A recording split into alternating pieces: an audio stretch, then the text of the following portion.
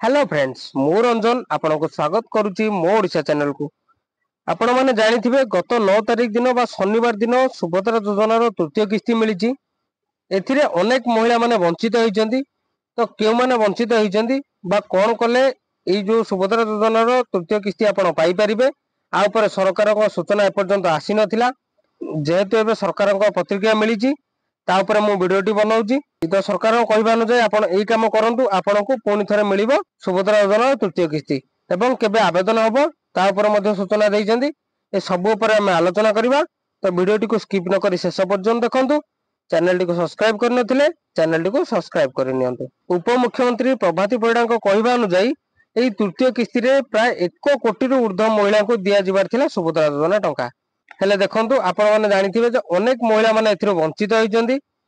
खूब कम महिला को मिली सुभद्रा योजना तृतीय किस्ती। जमिति उप मुख्यमंत्री पूर्वर मध्य कहिथिले जे तृतीय किस्ती रु प्राय 2 लाख महिला वंचित होउचंदी। हेले एथिरो अनेक महिला वंचित होइचंदी। 2 लाख नो तार संख्या आउरी अधिक। से जो 2 लाख महिला माने हेले देखंतु ताको कथा प्रथम कहि दउची जो माने टैक्स रिटर्न फाइल करचंदी। ठीक अछि। जो मानकर जमी 5 एकर रो अधिक, जो मानकर नारे बड़ बड़ गाड़ी रहउची, जो मानकर सरकारी चाकरी रहउची, तो सेमानको एई सब योजना मिलिबो नाही। जो माने प्रथम किस्ती द्वितीय किस्ती पाइचंदी अलग कथा, किंतु तृतीय किस्ती रे एमानको पैसा मिलिबो नाही। किंतु जो मानकर एई सब जिनिस नाही, जो माने प्रकृत रे पाइबा पय उपयोगी हेले सेमानकर कटि जाईछि।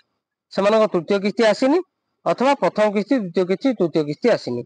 आवेदन करिचंदी हेले पैसा आसी नाही। देखंतु सेमानकर सर्वे करा जिवो कुआ जाईछि। ए जो सर्वे परे आपनको मिलिबो प्रथम द्वितीय तृतीय किस्ती रो 15,000 टंका। ये रहिला सूचना जो 2 लाख महिला कटिचंदी।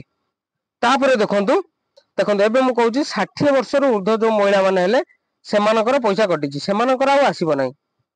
देखंतु सेमानकर जो आसीबो नाही ओटे दृष्टि भल होईची।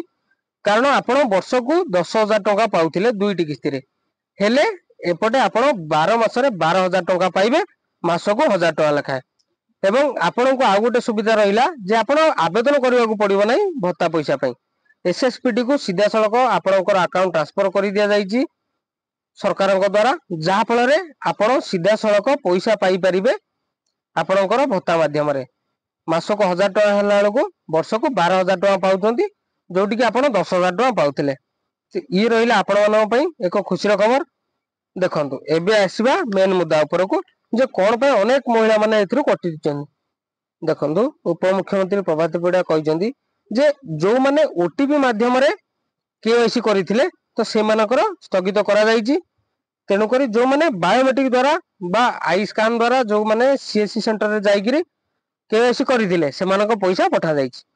जदि आपण माने ओटीपी माध्यम रे केवाईसी करिचंदी ताहले आपण सीधा सड़क एबे जाई आपणकर पाखरे थिबा सीएससी सेंटर रे बायोमेट्रिक साहाय्य रे एवं आई साहाय्य रे आपण केवाईसी करि नियंतु, जहा द्वारा आपणकर तृतीय किस्ती रहिला आपण पाई परिबे। एवं अनेक महिला मानकर डीबीटी एपर्यंत क्लियर करनांती। डीबीटी रहिला जोटा आपणकर आधार कार्ड सहित बैंक अकाउंट लिंक। आपण जदि एपर्यंत आधार कार्ड सहित बैंक अकाउंट लिंक हेई नाही किंबा करिथिले जहा कि बेले बेले कटि जाय, तेनु करी आपण डीबीटी चेक करि नियंतु। डीबीटी जदि भूल थबो ताले आपणक पैसा आसीबो नाही। तेनु करी आपण डीबीटी मध्ये करेक्शन करई नियंतु। डीबीटी करेक्शन करैया परे सेप्टेम्बर रु फेब्रुआरी मास मध्य रे पर्याय क्रमे आपनको 3टी किस्ती रो पैसा मिलि जिवो। ये रहिला प्रगति बड़ा सूचना। जो मानकर आसीची प्रथम किस्ती पूर्वरु एवं द्वितीय किस्ती आसी नथिला बंद रहिची, एबे तृतीय किस्ती रे आइची 5,000 टंका।